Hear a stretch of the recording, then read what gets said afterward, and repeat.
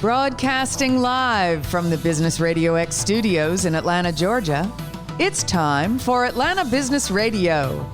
Brought to you by OnPay.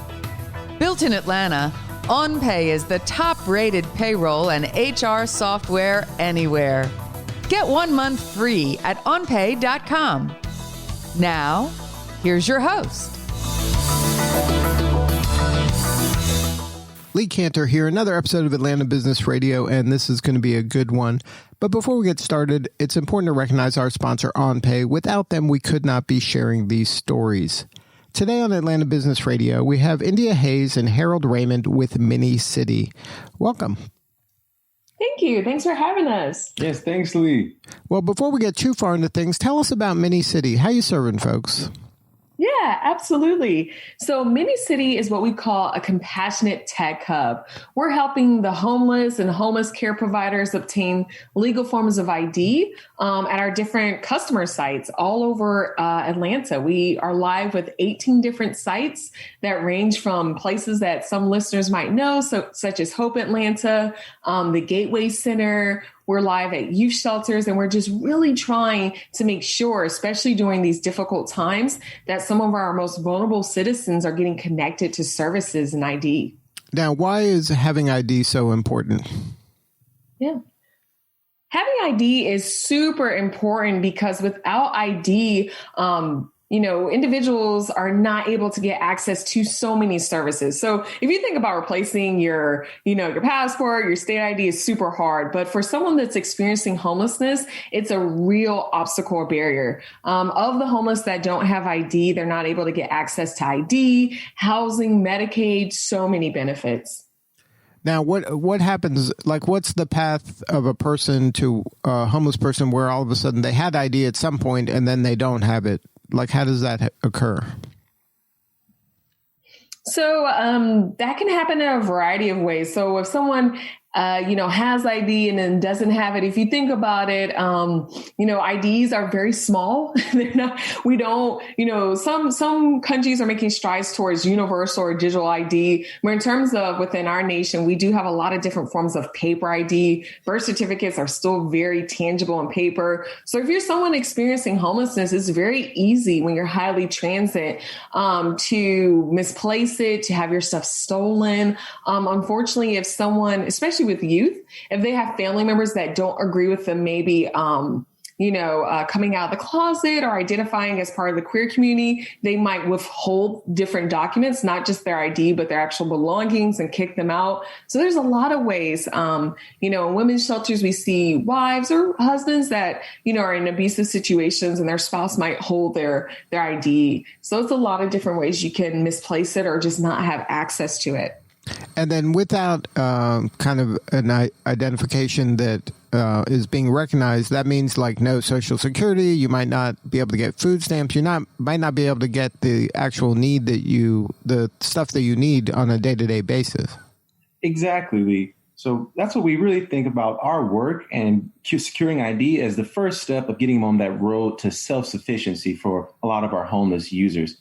And Mini City is really becoming a platform that's much larger than just ID. As we're growing, we are seeing the need to install these features and incorporate better ways to get services to the homeless around EBT and Social Security and even Medicaid. So we're implementing new features around healthcare, health and wellness, and promoting EBT and WIC coupons for local CSAs, local markets, and big box retailers that our partners and co-work and partners and case managers can print out and provide to some of our users.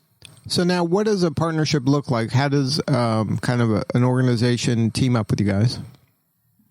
Yeah, so it's really easy, and actually during this time where everything's so virtual, it's been a lot easier. So in the past, we would do, of course, meetings with directors or CEOs that were interested in our products, or maybe a caseworker researched us online. They're looking for ways to get ID for their clients or homeless citizens. And we would go have a lot of, demo presentations and onboarding and all that. But now with everything being very virtual, we will easily connect to after those first emails, we'll do a team training. So that could be for small shelters, just maybe 5 caseworkers upwards to over 60 caseworkers on a virtual call, which has actually been a lot more seamless during this time. And so after the virtual call, getting them familiar with the software, our team will either mail it to them, but almost all times we'll drop it off ourselves for our in-state partners, with the necessary precaution and mask and all that good stuff, but we'll drop it off. Sometimes we'll have a series of outreach events where we're there,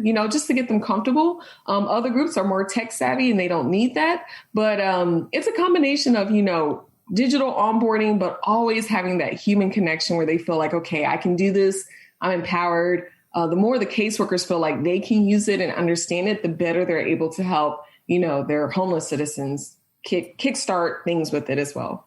So right now, they're not trying to help their folks that they're serving get IDs, and you're helping them to incorporate that as part of their suite of services that they're kind of how they're serving the homeless right now? Is that how the partnership works? Yeah, absolutely. But I would actually say all of our partners are utilizing, the best means they can before they meet us. And then they find out, wow, the services that we're using aren't tailored for the homeless, or we're not having a really good return rate. So that's why they'll reach out to Minicity. A lot of the services that exist right now that caseworkers or homeless shelters or service providers use, they require support ID, or one of our homeless citizens said, man, it feels like you need ID to get ID. So we actually utilize a variety of means to get ID without having any ID at all. And then you're kind of leaning on technology to help that. That's the bridge. Yeah. So we're using our technology, the mobile tech solution, the Minicity tech solution, and our platform to make it much more seamless and efficient. We've accumulated about 60 different notary and authorization forms, and took about a year of research and contacting the different vital records offices to create this repository so that we can automatically and streamline and fill out these applications, these forms with information we're getting on the front end with our mobile solution. So now describe for me, like these groups you're working with, what does life look like before Minicity, and then what's life look like after they've implemented Minicity? Yeah.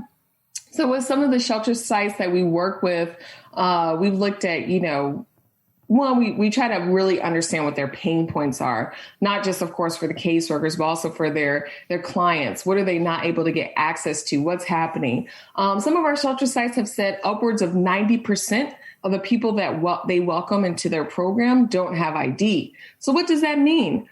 Typically, they were looking at 60 to, up to 6 or 8 months of trying to apply for ID for one person. Now, one caseworker might have hundreds, easily hundreds of homeless citizens that they work with. And their job is to make sure, they're becoming sustainable, becoming integrated into society, and really having a great shot at getting services, their first house. So with those stats, 90% of people not having ID and it taking months and months, a lot of times they have a cutoff time. Some shelters are more lenient, they'll extend it, but many times they have like a 3-month maximum to try to get them services. So in the past, what was happening is there was a lot of rollover or turnaround, I guess you would say, where people will come in and they will focus on people, the small percentage that do have ID and get them stuff. But there's a large amount of people that they had to either turn away or weren't able to get access to benefits, which is really hard on teams. It's really hard because their mission is to help individuals and help them get access. But there's this huge key, which is ID. And so once Minicity implemented, for example, one partner site, Hope Atlanta, they have what they call wellness or healthy hotels. Now, this was something the city created, different hotels around the city where they house just homeless individuals that are, trying to shelter them from COVID, but also get them services. And so we've onboarded whole entire hotels, like 12 floors. And we're able to quickly get them access to ID, which helps them get their first apartments, their first jobs, maybe different benefits that they've been, if they're, elderly, that they've been looking out for, and really get well on their way. And so we've helped nearly 1,000 people upwards with these different services and connecting them to stuff. So it looks like a really different picture. It looks like before, maybe you're only able to focus on a small percentage, to now, okay, everyone at least has a fair shot or a chance. So now what's the backstory? What was the impetus for starting this?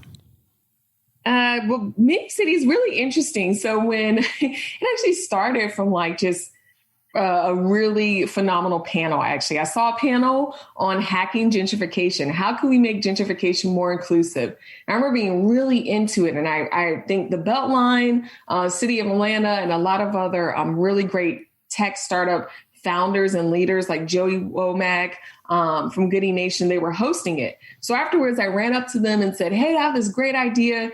Herold and I had already been working for years in social aid. Herold a lot in, food sustainability and food desert prevention, myself with the homeless. And we just had this great idea. And so they told us to apply to their incubator. We got in, and Mini City actually came from a 6-month incubator that was sponsored by Goody Nation and Google for Startups. And we've really grown, from just a small web portal to different team members to all that good stuff. Yep, we've really grown to something much bigger with the Mini City platform and solution to our mobile application, and even branching out to the new and greater partners. We are having our first out-of-state traction and our customers from Colorado to Baltimore. They're doing a myriad of great work in these areas around focusing on helping the homeless, getting them resources and different parts of the indigent population too, even providing like wellness showers and different things. But they're going to be using and utilizing Mini City's solution to get them records and put them on that path to self-sustainability. Now, were either of you technology people, or you were serving them as volunteers and just helping in that community, and then you needed a technologist to help kind of create the platform, or were you did you have the platform in mind at the beginning? Yeah, well, I think we can both speak to this. So Herold and I are also siblings, and we have two similar but very different backgrounds. We have heavily worked in social impact, both of us, from college and even before then, just with our family, and international and domestic aid as well. So a lot of my background is actually in user experience and design, tech for social good, but I have a background that's really rooted in graphic design. I'm a graduate of SCAD here in Georgia. But at some point along the way, people ask this all the time, oh, you must be an engineer or coder. I'm not, but my brother can speak to his background, which is definitely rooted in technology. Yeah, so like you said, we've done a lot of work into social good. I've always tried to think of ways to incorporate technology into some of that work. My background in school was in computer science and business, and I did a lot of work around data analytics and database development, and spent some time in the corporate world with big box tech firms like Cisco, and did some work also with Google with their community leaders program, and trying to get communities engaged in using technology for a greater purpose. So it's always been around that vein, and it's really great that we can implement it and make good change with Mini City. Now, talk about marrying technology with social good. Are you seeing more and more of that, especially among younger folks, that's their way to really, they want to have work that has meaning and do work that matters. And, people in technology, sometimes you see them as very driven to solve a problem, but it's not necessarily a social good problem. Are you seeing more and more kind of people gravitating towards social good? Yes, definitely. And I think you can see that for sure from the startup sphere all the way up to the corporate and larger big enterprises. For a lot of our, even as Mini City grows, we're connecting with a lot of enterprise partners that want to integrate and get some and do social good, have a social impact also.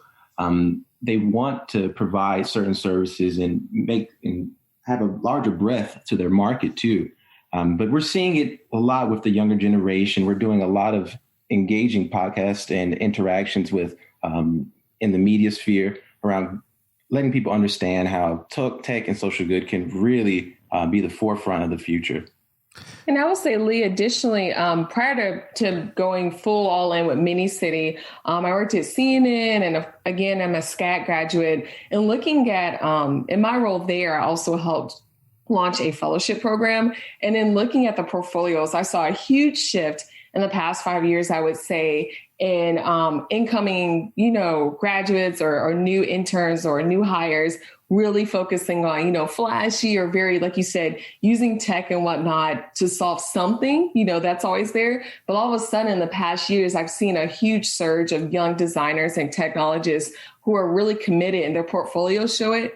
Their early projects show it, that they're really focused on things like preventing, recidivism or trying to make sure people have a place within society after they've been incarcerated. Or you start to see all these new and interesting app ideas or focus points amongst students, or, Herold said, different generation that's really trying to come to the forefront and make not just technology something that's ubiquitous and all-encompassing and solving many problems, but also solving the most important problems in our nation.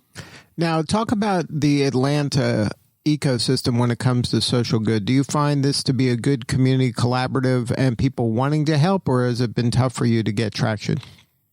Yeah, I would say, so this question gets brought up a lot, especially when we go to conferences or have potential clients on the West Coast. I think, Atlanta is definitely a tech startup city. It's booming, or it's very engaged, but other parts of, our nation, like the West Coast, are really known for being more risky and daring and all that. I will say, in terms of collaborative efforts, we have really built up or seen or been welcomed and loved by our very rich and diverse startup community, from, Jewel Burst, Justin and Joey Womack from Goody Nation, Tanga Sam from Morehouse and Ascend 2020, all these different people from Morehouse and Spelman. There's so many different groups who really uplifted Mini City over the years. Mentors at the Farm Comcast. That was an accelerator program. Those are probably friends we'll have for life. We got really close to them. But I will say, in terms of, so we have two different spheres. You have your community members in Atlanta that are uplifting you, which I feel like are very supportive and very encouraging. And then you have your actual customers. We have to make traction. And that's the thing in social impact. It's a hard realm to get into because you're making a difference and people really are proud of you, but then you have to be a sustainable business. In terms of traction, I will say Atlanta, and our experience has been slower to adopt. I don't want to, be dishonest or whatnot. I'm not slamming our city. I love it, but they are slower to adopt. What we saw was Mini City went from having 0 customers to having, again, like I said, hundreds of users, and then, 18 sites. And that was immediately, largely due to the pandemic. When a need occurs, you start to really see what startups are most needed, which ones are going to bring in that traction. What do we like? Okay, that cool new thing is nice to have, but what is the stuff that we need to have, to solve problems? So I will say in Atlanta, it's welcoming and collaborative amongst the startup community, but you got to really prove your chops to get those customers here. They're not as risk-taking, and for good reason. In social impact, people really, it's such a environment of scarcity. People really want to know it's a sure bet, because they're dealing with such tough problems. Now, what is the activity that you're all high-fiving at the end of the day? Is it that you got another partner, or is it another group of folks, the homeless people that have IDs? What is the thing that, the metrics that matter for you guys? Yeah, I would say the metrics that when we were very early on, the metrics that matter, of course, were the number of homeless citizens, and that still is always that we help. When you're doing, it's very tough work, that you're doing. So it's always very, very heartwarming and gives our team a high five when we're able to help a large group of people. One of our best moments was when we onboarded an entire wellness or healthy hotel during the pandemic. That really brought us a lot of joy, because that means we're definitely helping a really critical part of society. I will say that it's probably easy to think, a customer is like a huge high five, but it's going beyond just the amount of clients and customers. On top of that, we high five each other when we know for sure. So we also store data and narrative goals. We love it when we help someone reach their narrative goals. Like there was a young single father who was able to get his birth certificate and his son's, and he ended up, he was a veteran. He ended up getting his dream job, moving to a new city. He wrote us, like stuff like that. Stories on top of the amount of people is always like a high five for us. A great moment. Right, like the mouse has to get the cheese sometimes, right? And you're fighting a fight that's very difficult, and I'm sure there's situations where you're helping someone get their ID for the second time or the third time, and you've already seen this person, and it must be frustrating from, to some extent, but it's also, a mission that really matters and is impacting individuals. But to see someone kind of escape homelessness, that has to be that's the cherry on top, right? That's why you're doing it. Yep, the big cheese. And then so when you get those stories, when someone has got that escape velocity to leave homelessness, then that's why you're getting up early every morning. Oh, yeah. That's definitely what drives us. We always say we're, again, instead of just being like, hey, we're a SaaS, software is a solution or a service, we always say we're a compassionate tech hub. That's what we do. We do everything that we do, not just driven by numbers or this or that. It's definitely driven by, compassion and helping others. Yeah, but how can we make the best impact in our community? What features and services are we going to be providing and making more efficient to really help and grow that experience, make that, like you said, cherry and cheese even larger? Now, and right now it's in Atlanta, and people are inquiring from all over the country. Is this something you see it scaling into other markets? Yeah, absolutely. So, again, Herold's a recent addition to the team that I'm super thankful for because as lead on business development, he's constantly reaching out to other groups, and he really helps spearhead a lot of our initiatives with other parts of the nation. And so we have a potential partnership with groups in Colorado and Baltimore. There was a lot of interest in Florida, and that really came from, do you want to talk more about the national conversations? Yes, for sure. We had a national conversation around ID and securing ID for indigent citizens. And this really came out of having a discussion with a lot of people around the Homeless ID Project out of Arizona and different groups in the nation. So we were about 15 different groups that had the same ideas, but they were finding issues because of COVID of doing things, doing things remotely. And they were really trying to explore how can they make stuff more efficient and incorporate tech. So we brought all these groups together. And as we had our bi-monthly discussions, a lot of people were really surprised to see how MiniCity had taken that the initiative and already had integrated, those digital tools to make the access to ID much more efficient and better for people. So it was really great to have this discussion. We got us some customers from there and we're really exploring the better ways we can, make the system and our processes more efficient also, and, networking, collaborating with these groups. So it's been really interesting, and it's really opened our eyes to the other areas that MiniCity can grow in and market valuations and market segments that we can penetrate. Now, if somebody wanted to learn more about MiniCity here in Atlanta or get in contact with anybody on your team to have more substantive conversation, whether they're an enterprise level organization that wants to support your work or a partner that wants to implement your solution, what's the website? For sure. If people want to reach out, get involved, they can easily do that by, reaching out on our website. Just look us up at minicityatl.com. They can also email us at hello@minicity.com. So those are both ways. We're on social media at MiniCityATL. Those are all great ways to reach out or just connect with us. Well, thank you both for sharing your story. You're doing important work, and we appreciate you. Yeah, thank you for having us. We really appreciate it. Taking the time to interview us, to ask about MiniCity. It's always a pleasure. We really appreciate it. Yeah, thank you so much, Lee. And if everyone listening, you can always find us on social media, on our LinkedIn, our Instagram at MiniCityATL or MiniCity Incorporated. Good stuff. Well, thank you again for all you do. Thank you. All right. This is Lee Cantor. We will see you all next time on Atlanta Business Radio. And remember, this work would not be possible without the support of our sponsor, OnPay. Please support them so we can continue to share these important stories. Today's episode of Atlanta Business Radio is brought to you by OnPay. Built in Atlanta, OnPay is the top-rated payroll and HR software anywhere. Get 1 month free at onpay.com.